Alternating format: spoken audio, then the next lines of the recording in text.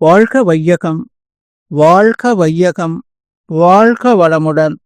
அருளாசன் அருள் தந்தை வேதாத்ரி மகரிஷி அவர்களும் ஒட்டுமொத்த மகான்களும் இறைநிலையும் என்னுள் சூக்குமமாக எழுந்தருளி இன்றைய நாள்காட்டி வரிகளுக்கான கவிவரிகளையும் அதற்கான விளக்கத்தையும் சிறப்பிக்க வேண்டுமாய் சங்கல்பம் மேற்கொள்கிறேன்.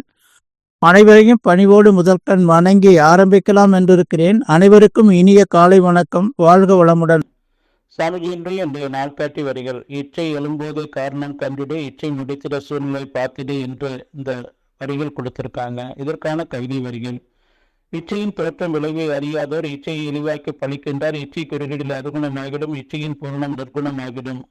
இச்சை எழும்போதே காரணம் கண்டிடு, இச்சை முடித்திட சூழ்நிலை பார்த்திடு, இச்சை முடிந்தால் எழும் விளைவு யூகி, இச்சை முறையாய் இயங்கும் அமைதியில் என்று ஒரு பாடல் கொடுத்திருக்காங்க.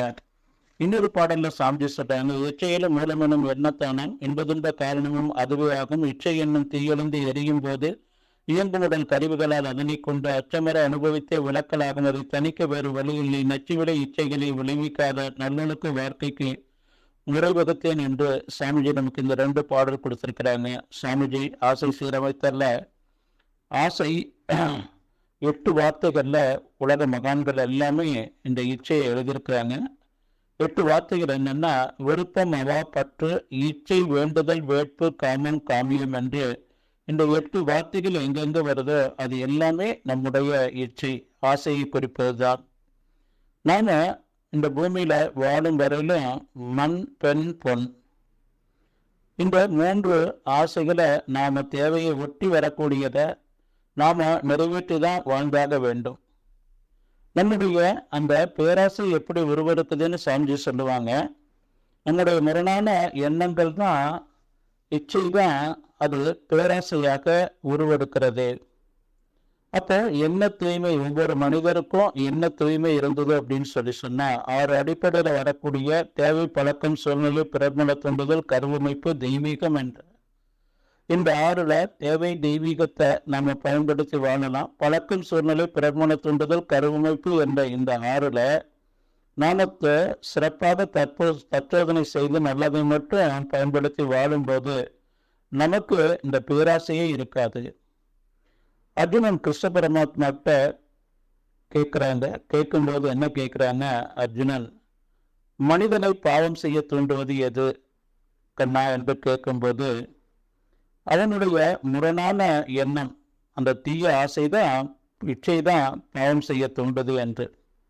சாமிகிட்ட கேட்கும்போது புத்தர் ஆசையே கூடாது என்று சொல்றாங்களே என்று சொல்லும்போது முரணான ஆசை, தீய ஆசை, நச்சுவில இச்சைகளை விளைவிக்கக்கூடிய ஆசையை தான் புத்தர் வேண்டாம் என்று சொன்னாங்க.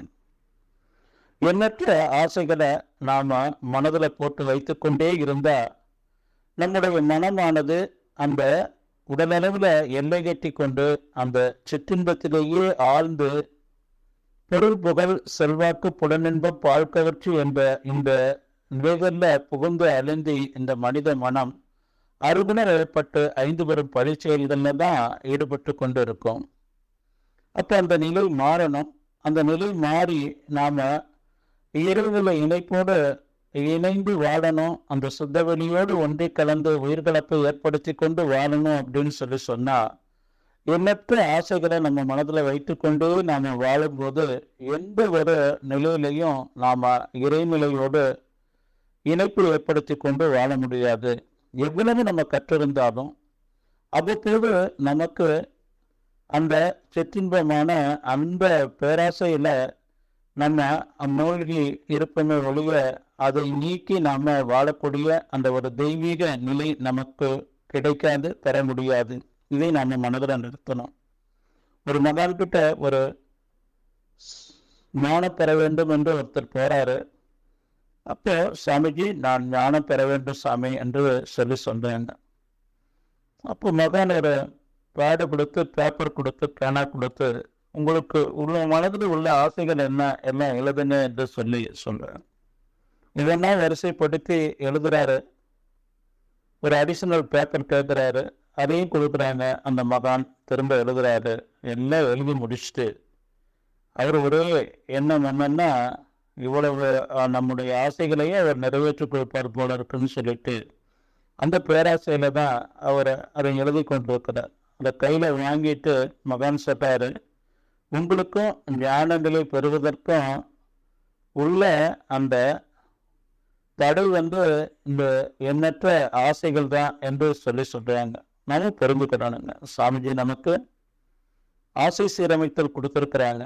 அந்த ஆசை சீரமைத்தல் பயிற்சி செய்து நாம தேவையான 1-2 ஆசைகளை மட்டும் நாம மனதில் நிறுத்தி எது முக்கியமோ அந்த ஒன்றுக்காக நம்ம வாழ்த்து கொடுத்து கொண்டிருந்தால் நிறைவேறும் என்று சொல்லி, எந்த ஒரு சூழ்நிலையிலையும் நாம தேவையற்ற எண்ணங்களை அப்படியே விட்டுட்டோம் அப்படின்னா அதுதான் பேராசையாக உருவெடுக்கிறது. இதை புரிந்து நாம வாழணுங்க. நன்றியோடு நிறைவு செய்து கொண்ட இன்றைய சிந்தனையை வாழ்க்கை வளமுடன், வாழ்க்கை வளமுடன், வாழ்க்கை வளமுடன்.